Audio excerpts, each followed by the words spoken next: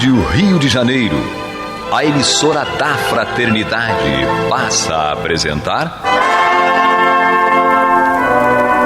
Luz na Penumbra, programa que leva ao seu coração a mensagem da doutrina espírita.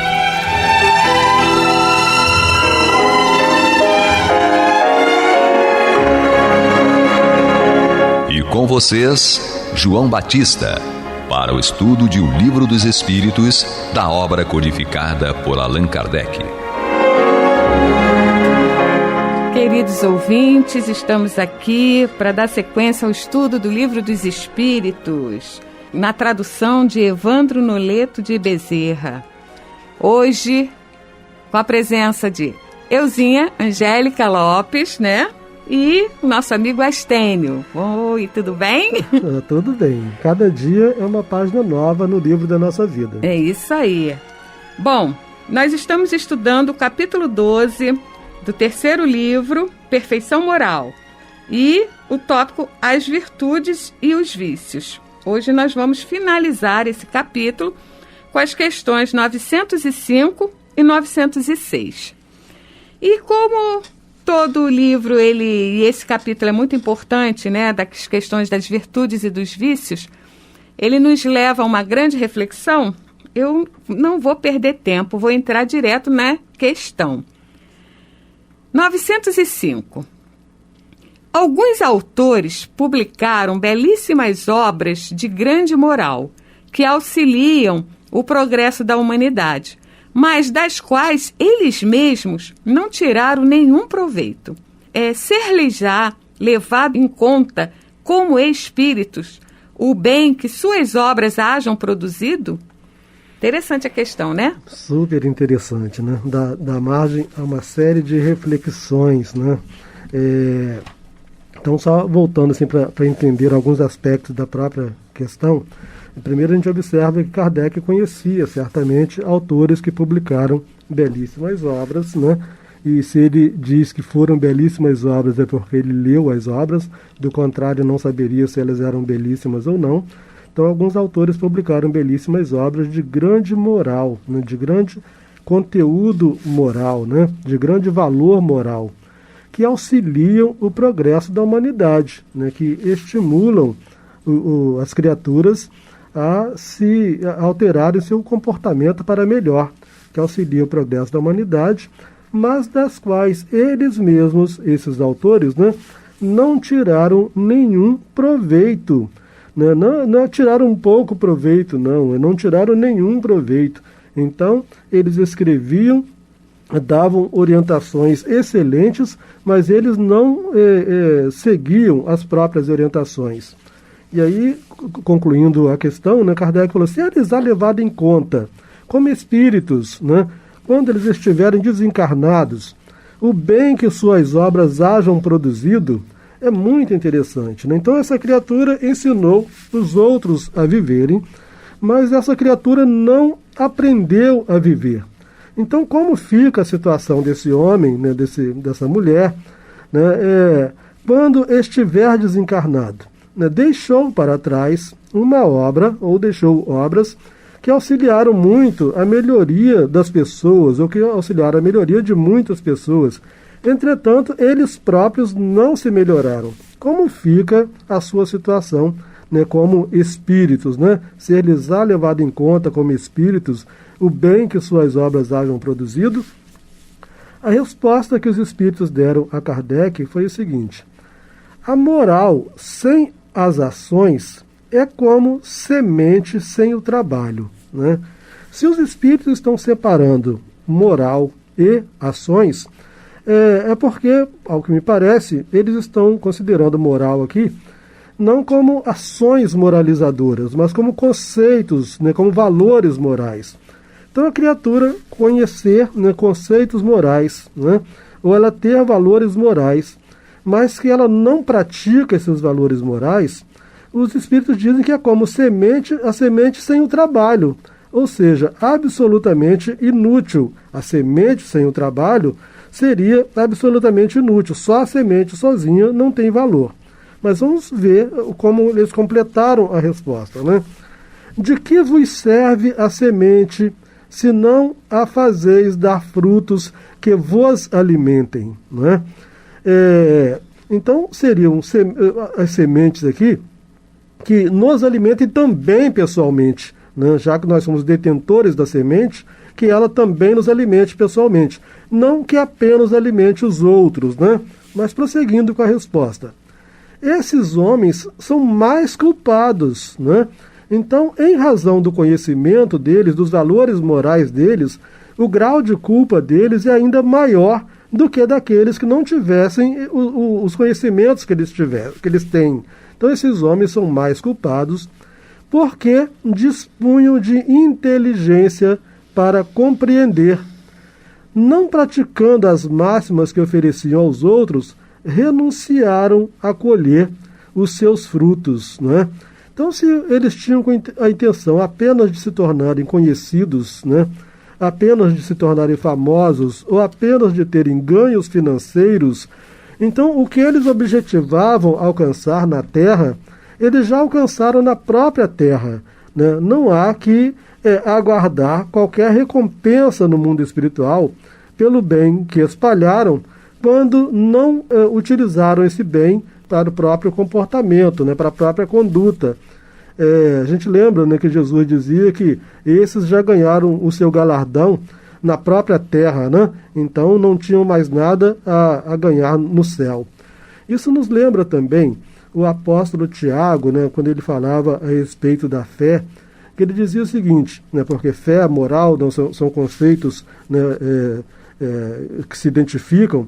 Então o apóstolo Tiago dizia: tu tens a fé, eu tenho as obras. Né? Mostra-me esta tua fé sem obras, e eu com as minhas obras te mostrarei a minha fé. Então o Tiago já reconhecia que o melhor modo que nós temos de provar a fé é através do trabalho. Né? E trabalho é toda atividade útil, né? Toda atividade útil. Se, por exemplo, alguém me ofende, e eu, em nome dos valores divinos, né, das leis divinas, perdoo a ofensa, o ato do perdão está demonstrando a fé que eu tenho nas leis divinas. Né? Então, tu tens a fé, eu tenho as obras. Mostra-me esta tua fé sem obras, e eu com as minhas obras te mostrarei a minha fé. Mas a gente verifica que, resumindo, né, a resposta que os espíritos deram, é que eles não devem ficar esperando outras recompensas na condição de espíritos desencarnados, quando o que eles queriam receber, eles já receberam na própria Terra. E nós temos que ver que todos nós, nem todos são escritores, né? Escrevendo livros e deixando legados para a humanidade. Uhum. Contudo, todos nós temos acessos ao conhecimento.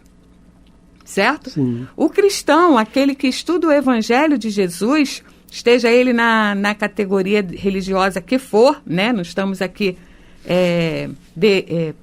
falando de uma ou de outra, mas ele tem a responsabilidade maior porque ele está adquirindo os conhecimentos do Evangelho do Cristo, Sim. da moral do Cristo, dos conceitos de elevação, dos conceitos que vão te fazer ter uma vida plena, harmoniosa e feliz. Ele tem acesso a esses conhecimentos. Uhum. Mas o que esses conhecimentos estão promovendo na mudança íntima, na reforma íntima de cada um? Uhum. Conheço muitas pessoas que sabem o Livro dos Espíritos, da questão 0 à questão 1200, de cor e salteado. Certo? Mas não apreenderam o conteúdo a ponto de modificar-lhes as ações. São expositores que conhecem o Evangelho em todas as suas citações e são maravilhosos companheiros dentro da área de trabalho na seara, mas quando sai da instituição são extremamente desordeiros, imorais, nem um pouco bondosos no seu seio familiar, com pessoas no cotidiano, na via pública. São pessoas irritadas, são pessoas ansiosas, são pessoas agressivas. O que o conhecimento do Evangelho está promovendo na sua mudança íntima? O que bem está sendo feito? E como mostrar? Porque a primeira ação do nosso conhecimento tem que ser para nós mesmos. O que adianta você falar palavras bonitas para o outro e isso não estiver repercutindo no seu cérebro e no seu comportamento? Por isso a menção aí de Tiago de dizer que as obras falam muito mais dele do que as palavras ou a escrita. Porque o que eu estou fazendo com aquilo que eu sei, com todo o meu conhecimento? E o estudo que nós estamos tendo a oportunidade de ter acesso aqui pela rádio, não é só para você ouvir, ouvir o programa, foi muito legalzinho, tá bom. Não. O que o programa de hoje me faz refletir na minha vida? Sim. O que eu faço a partir daí, né? O que eu posso mudar com este conhecimento? Eu tenho que melhorar o quê? Isso falou sobre observação de saber e agir. Então, com tudo que eu sei, será que eu tenho realmente o meu comportamento modificado com tudo que eu sei, com tudo que eu escuto na Rádio Rio de Janeiro, com todas as mensagens edificantes? Que mudança eu fiz em mim mesma? Você está ouvindo pela Rádio Rio de Janeiro o programa Luz na Penumbra, com estudo de O Livro dos Espíritos, na apresentação de João Batista. Eu gosto muito de estudar e a cada questão, né, refletir no que eu posso mudar e no bem que aquilo ali pode fazer em mim, em primeiro lugar. Porque eu entendendo do que se trata, eu posso passar para o outro da melhor maneira possível. Porque eu vivenciei. Não é só uma coisa assim de teórica. Né? A teoria é bom, você adquire muitos conhecimentos na teoria. Mas você só vai modificar com a teoria se essa teoria te modificar. Sim, o conhecimento ele só tem efetivo valor quando você é capaz de colocá-lo em prática. Isso em qualquer campo do conhecimento humano, né? Sim. Um médico que termina a faculdade de medicina, se ele não for colocar em prática aquilo... Qual a utilidade, né? Qual a utilidade? Ele não pode nem ter certeza se ele tem conhecimento, se ele não consegue colocar em prática aquilo que ele aprendeu. E não consegue ser útil ao outro, Exato. né? Exato. Bom, vamos para a questão 906. Será passível de censura o homem que tem consciência do bem que faz e o confessa a si mesmo? Agora vamos ver. Então, mas é sempre muito interessante, né? A doutrina espírita é algo delicioso, seja qual seja a obra espírita, né? Principalmente essas obras fundamentais.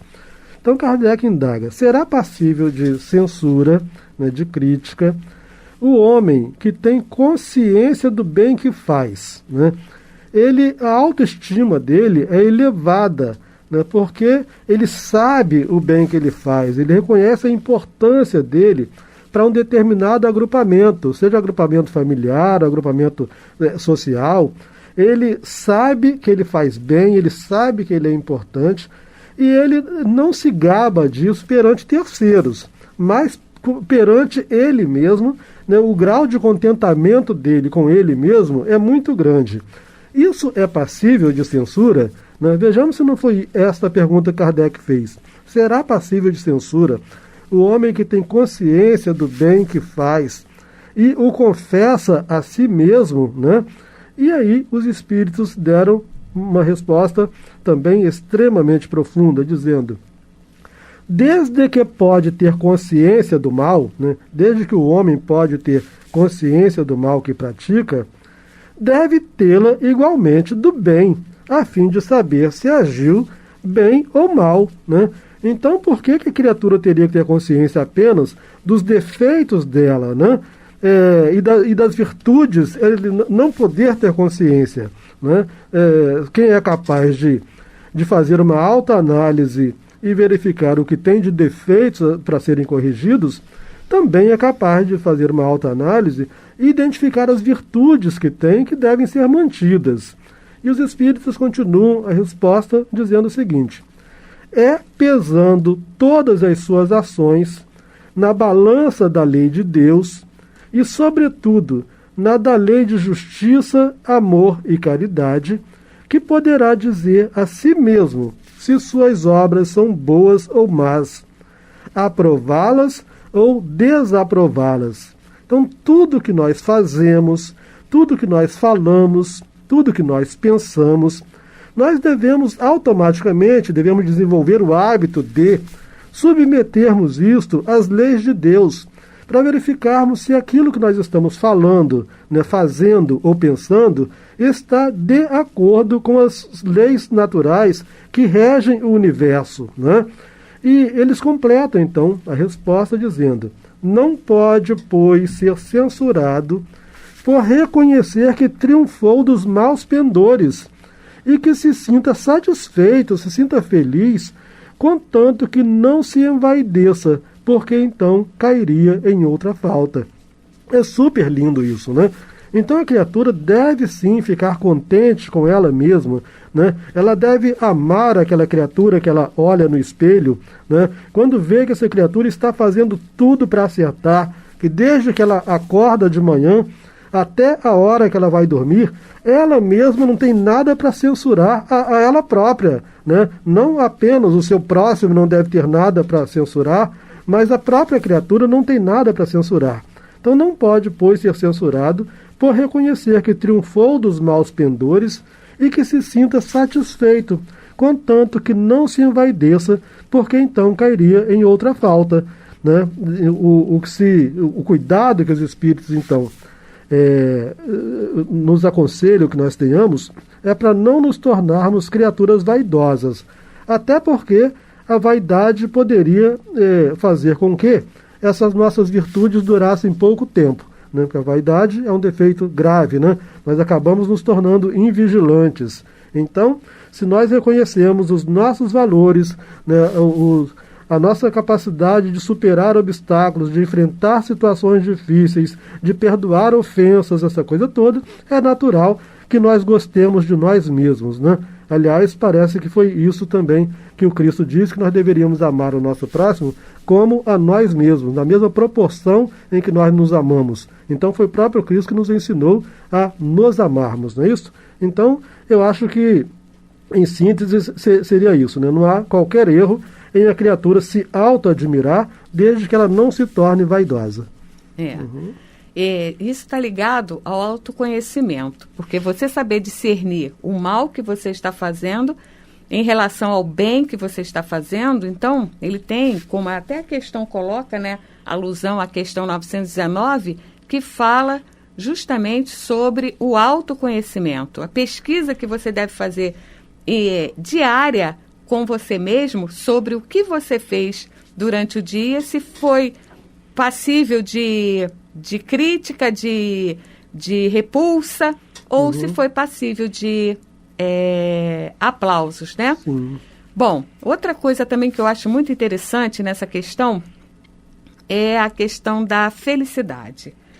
Eu vou tocar nesse assunto da felicidade pelo seguinte: a gente sempre está procurando a felicidade, e como Jesus mesmo falou, a felicidade não é deste mundo material. A felicidade é do nosso mundo interior.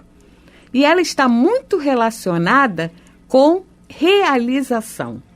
Todos já perceberam? Se não perceberam, passam a perceber. Quando você consegue resolver um problema que você está muito preocupado, e comprometido, e com o dia que você consegue realizar, resolver, você sente um prazer, uma leveza muito grande, uma sensação de satisfação plena, a realização. Então, quando você percebe, na sua autocrítica, que você conseguiu realizar muito mais coisas boas do que deslizes, isso é um prazer muito grande. É uma grande realização, como Kardec, como os espíritos colocaram aqui, você vencer aos seus pendores, mais pendores, ou seja, as suas más inclinações. À medida em que você vai conquistando a consciência de atos positivos, de atos construtivos, de atos que vão te promover numa ascensão e indiretamente trazendo o seu irmão junto, porque você é a célula da sociedade. Então, o que você melhora repercute nos outros também. Então, você se tornando exemplo, você se tornando capaz de grandes realizações, gente, é um prazer muito grande, é uma felicidade muito grande. Diferente da interpretação de você, nossa, eu sou o máximo, eu consegui fazer isso, caramba, que maravilha. Isso já entra no capricho da vaidade. E isso quebra a tua evolução, porque faz com que você não enxergue o verdadeiro potencial, a verdadeira essência do trabalho que você está fazendo. Até porque você não sabe se à frente você vai cair, né? Exato. E é mais probabilidade de cair. Por quê? Porque não está sendo consolidado. Entende? Então, o seu conhecimento, os seus atos não estão sendo, assim, alicerçado na verdade. Está sendo alicerçado na vaidade. Vaidade é poeira. Vaidade não tem fundamento. E isso faz com que você deslize. Por isso que ele faz essa ressalta aqui. Para a gente ser mais vigilante com relação para não cair na armadilha da vaidade. Angélica, você permite só um acréscimozinho? Né? É porque eu me lembro sempre, né, de quando Jesus... tudo que Jesus falava, né? Eu acho assim muito importante a gente ter os ensinos de Jesus como o guia da gente, né? E ele diz assim, aquele que ouve estas minhas palavras, exatamente reforçando a questão que nós estamos estudando, aquele que ouve estas minhas palavras e as pratica, assemelhá-lo-ei ao homem prudente, ao homem sábio, que construiu a sua casa sobre a rocha.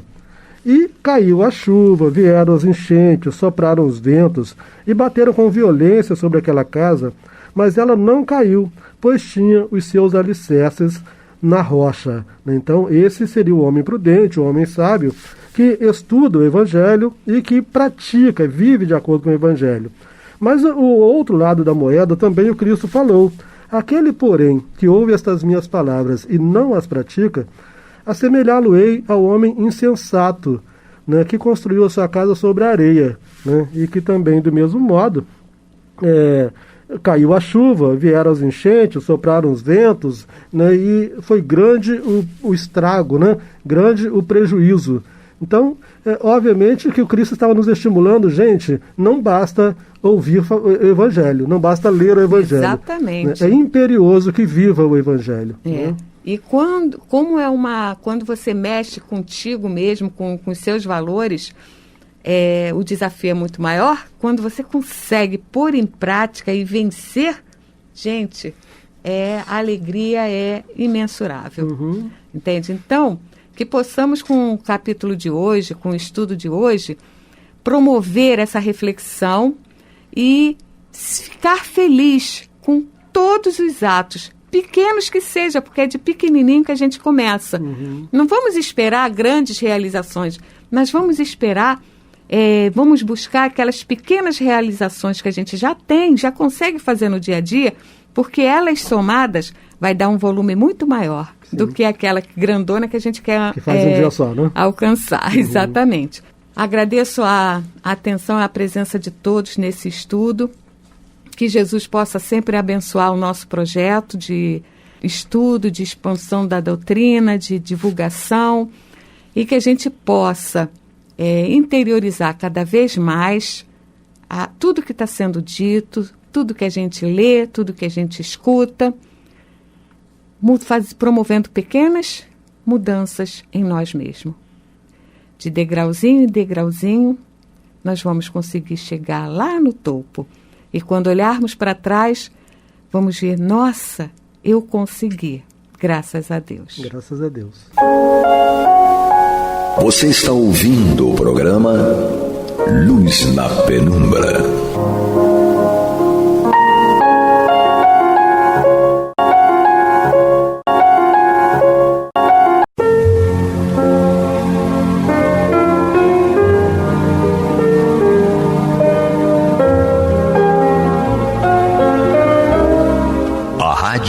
Janeiro está levando ao seu lar e ao seu coração a mensagem consoladora da doutrina espírita, através do programa Luz na Penumbra.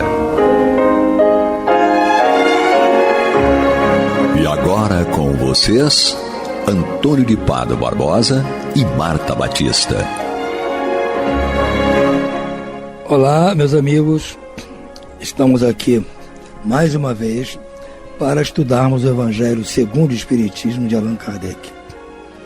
E hoje nós vamos dar início ao estudo do seu capítulo 15, Fora da Caridade não há salvação.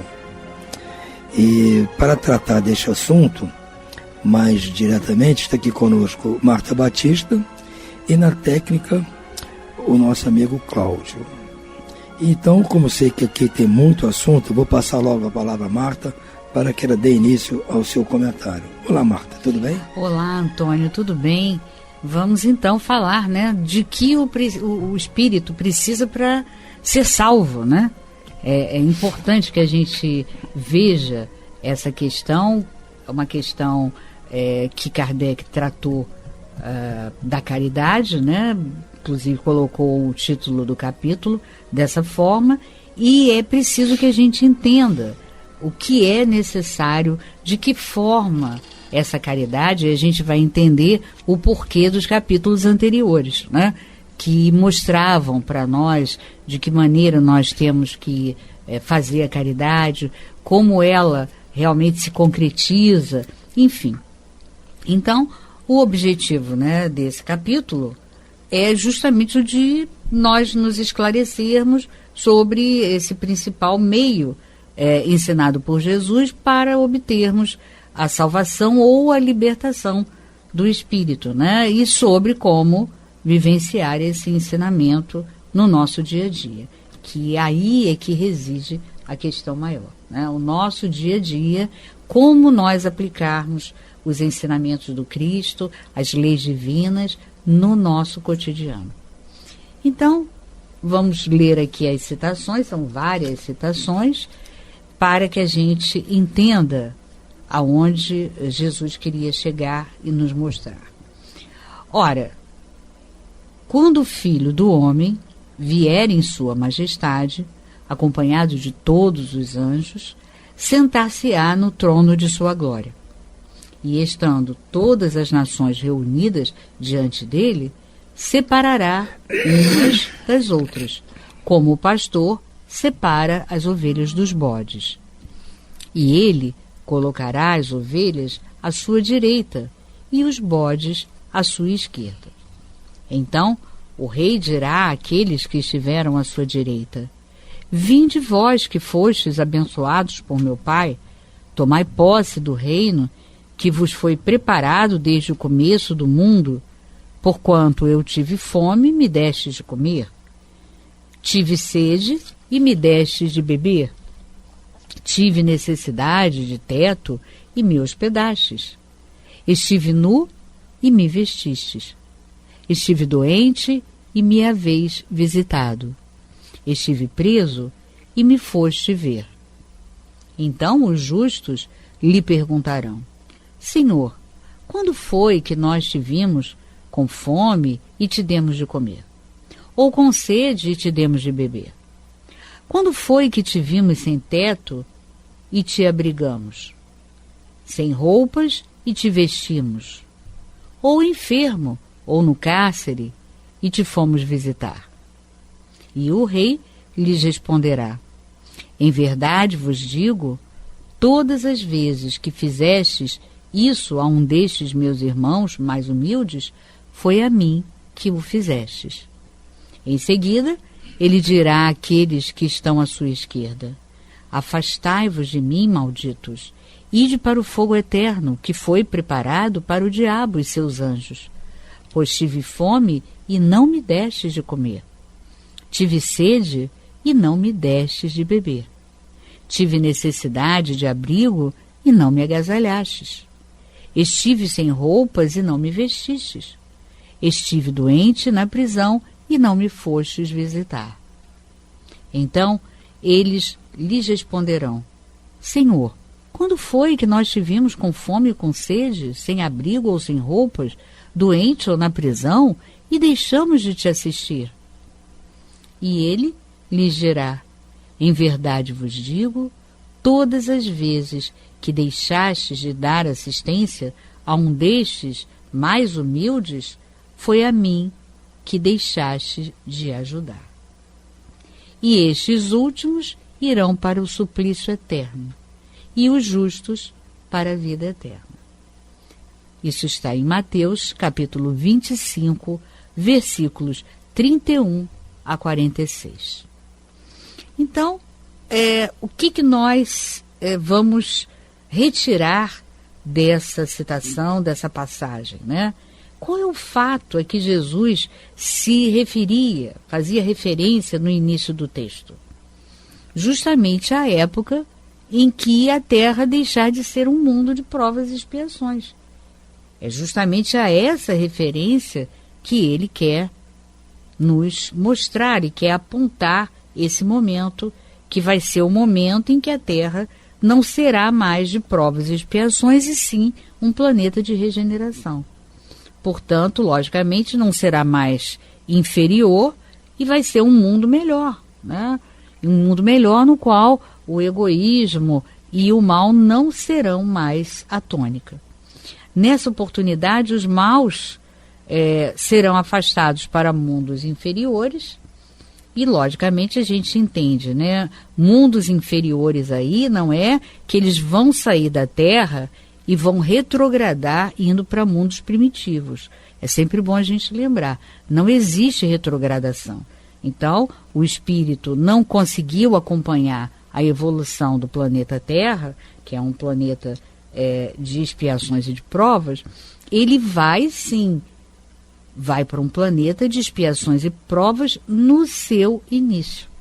Então a gente diz mundos inferiores nesse sentido, porque ele pegará o planeta, né, qualquer que seja o planeta, nesse estágio de expiações e de provas, porém iniciando a sua trajetória. Então há que se compreender bem isso e jamais pensar que, olha, não acompanhou a evolução do planeta de expiações e de provas, vai voltar para ser para mundos primitivos. Não, isso é impossível. A lei de progresso não permite a retrogradação. Então, logicamente que nós vamos entender, né, que nessa oportunidade em que os maus serão afastados para um planeta em condições inferiores, mas na mesma gradação, é lógico que ele não terá mais essa oportunidade de receber aquela vibração mais elevada, aquele ambiente de paz, né, de mansuetude, que aqueles que conseguiram acompanhar irão usufruir, né? E por isso a citação, bem-aventurados os brandos e pacíficos, porque possuirão a terra. Ou seja, eles possuirão porque eles acompanharam a jornada evolutiva. E qual seria o sentido, né, que nós podemos atribuir àquela expressão posse do reino, usada por Jesus na passagem, né? Não se trata, evidentemente, de um reino material, porque com aquele conforto, aquelas riquezas conhecidas na terra. Não, mas é um reino espiritual. É esse que ele nos promete, onde os justos encontrarão a suprema alegria, a paz, eles gozarão da presença do amor infinito de Deus. Então, é justamente a essa referência que ele quer dizer quando ele fala da posse do reino, né? Posse de um reino espiritual, onde o que vai predominar são as virtudes, as questões morais.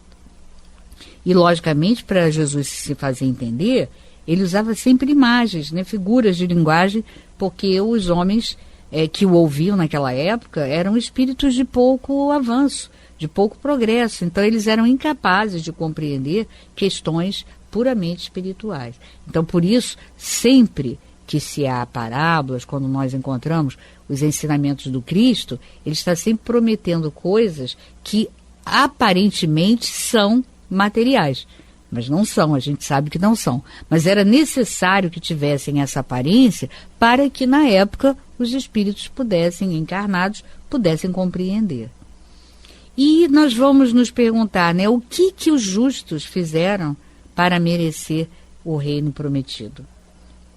Logicamente, quando foi possível e esteve ao alcance de cada um, eles atenderam às necessidades básicas dos seus irmãos.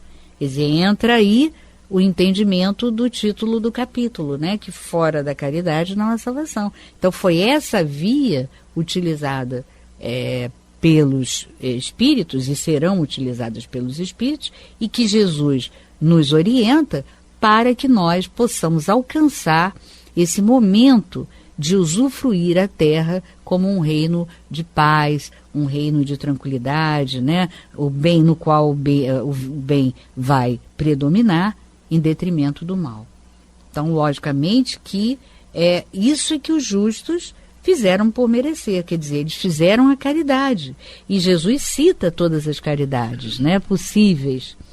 E ainda diz que toda vez que nós fizermos isso, as pessoas mais humildes, é para ele que nós estamos fazendo.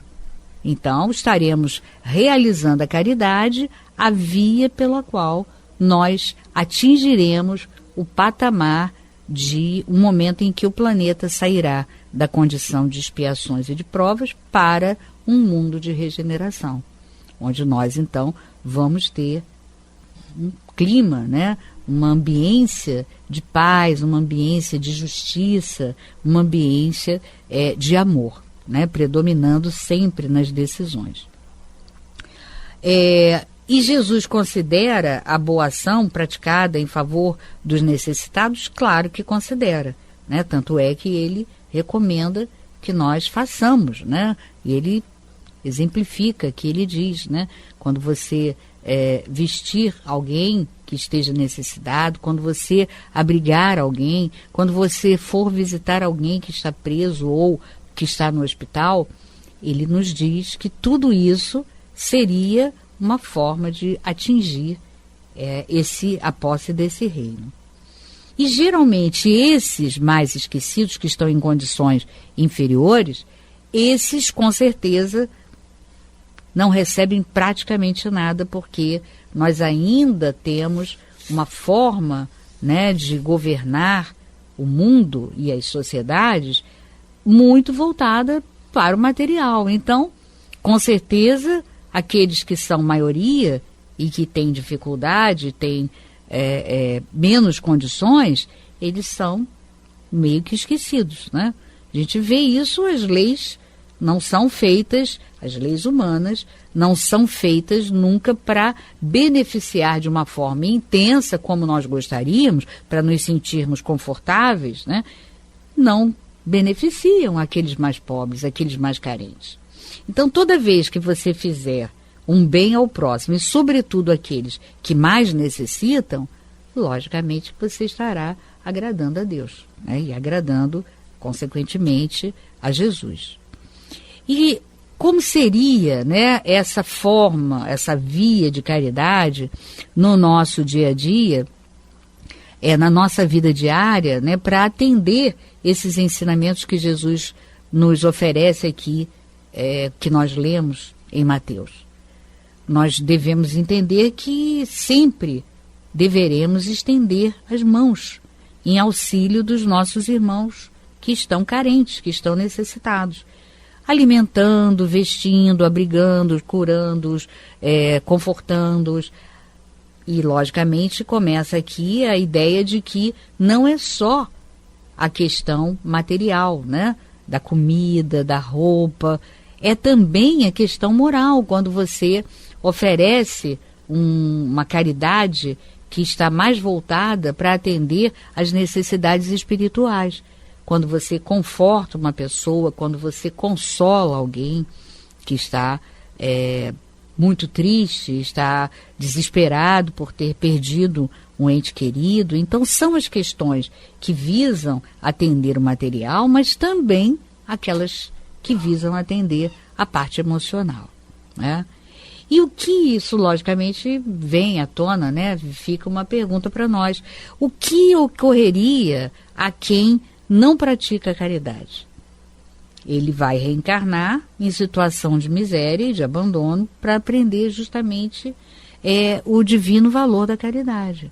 É claro que isso não é uma regra, né? Não existe, olha, não fez caridade, então está condenado a voltar numa condição de carência absoluta, de miséria, de abandono. Não, não é uma regra. Mas evidentemente que se ele for recalcitrante, se ele for reincidente nessa atitude de não caridade, é possível que isso aconteça, né? É possível, sim. O que vale entender é que nós podemos ter até mesmo uma vida sem carência material, mas podemos sofrer bastante em função dessa atitude de não oferecer alguma coisa, né, de positivo em termos materiais em vidas pregressas. Porque às vezes a gente pensa, né, que esse retorno, essa causa e efeito, vai ser só assim no olho por olho, dente por dente. Não. Muitas vezes você vai ter uma vida de sacrifício, mas não sacrifício material. Mas os sacrifícios serão de outra ordem, mas mesmo assim serão sacrifícios.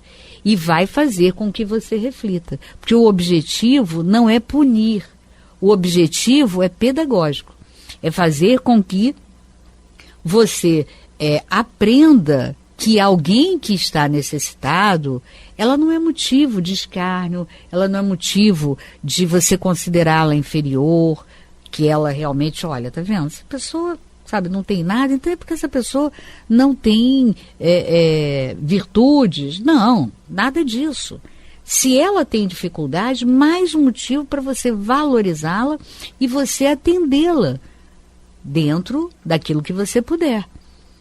Então, por mais que a gente rebusque, né, os motivos de salvação, se nós não praticarmos a caridade, nós estaremos retidos por muito tempo nas prisões do egoísmo e do orgulho e da vaidade.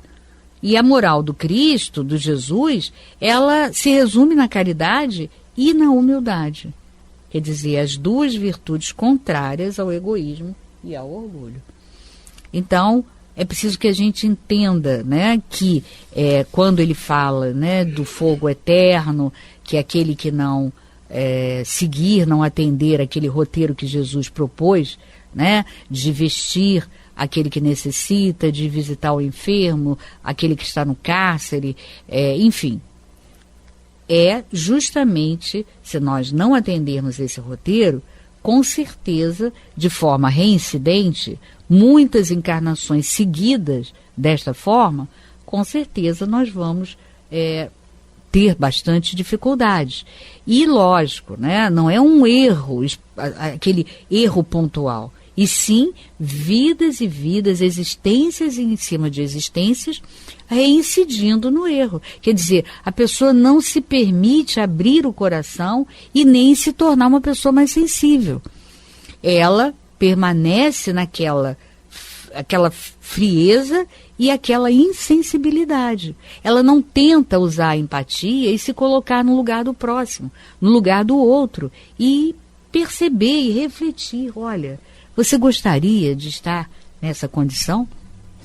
Caso você não fosse tão bem de vida como você gostaria?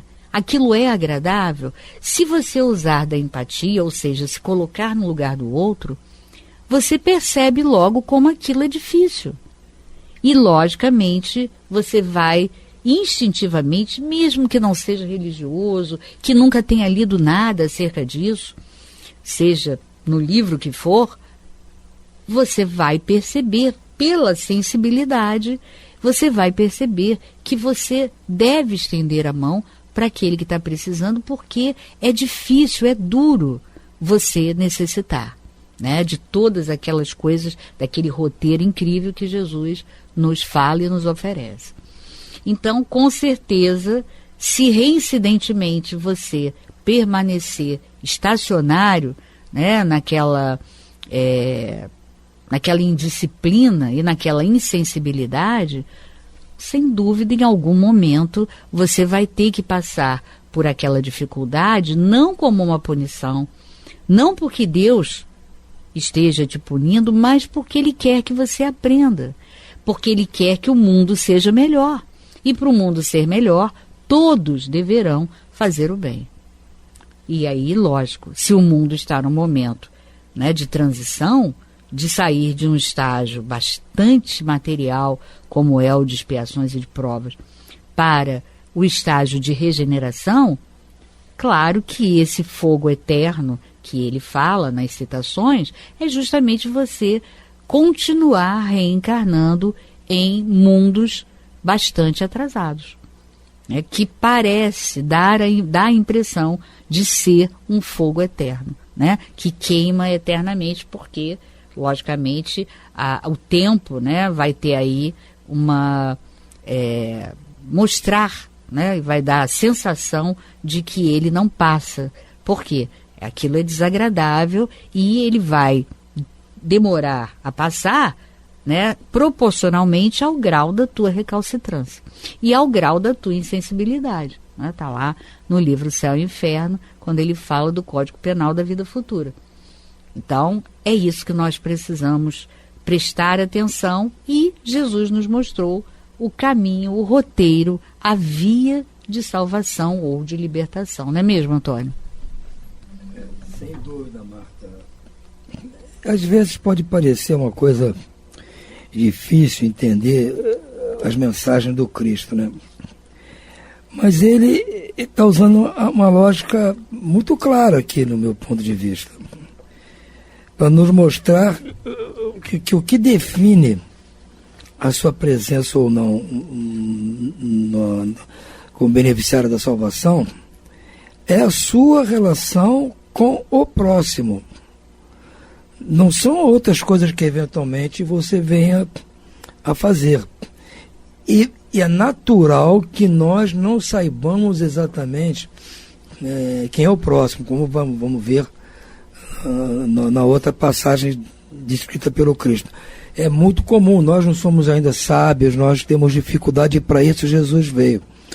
E a primeira coisa que qualquer um de nós, ante um ser como Jesus, é tentar agradá-lo ao máximo. Então, o que ele pedir para ele, com certeza nós faríamos sem muito questionamento. Até hoje, nós vamos às igrejas adorar os santos, as imagens dos santos, fazemos promessa para os santos, prestamos honraria aos santos, a outras religiões que prestam os santos para eles, que são os orixás. É natural isso, que nós tenhamos a vontade de agradar aquele que para nós está nos dando alguma coisa em troca. Jesus veio mostrar que não é necessário, não é que ser assim. Aquele que precisa ser agradado, homenageado, louvado, é o que está do nosso lado. Jesus, há 2000 anos, disse isso. Não é o Antônio que está impondo isso, dizendo que tem que ser assim. É o Cristo que disse isso. Então, é questão de lógica nós interpretarmos as coisas na forma que ele nos passou. Pelo menos é o que eu acho. Mas eu acho também que o nosso tempo já está em cima, né? Então, vamos ficando hoje por aqui, mas no próximo programa nós vamos dar continuidade ainda neste item aqui do capítulo 5º, o que é preciso para ser salvo. Vamos até lá, então. Muita paz.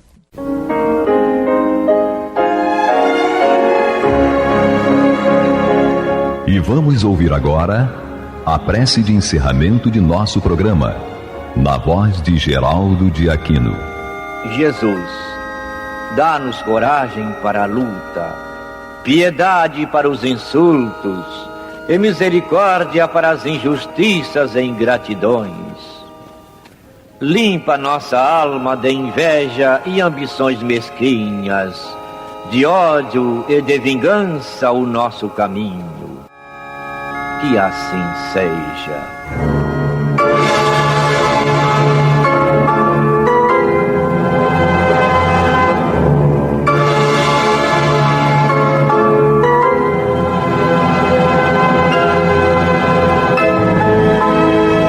Acabamos de apresentar o programa Luz na Penumbra.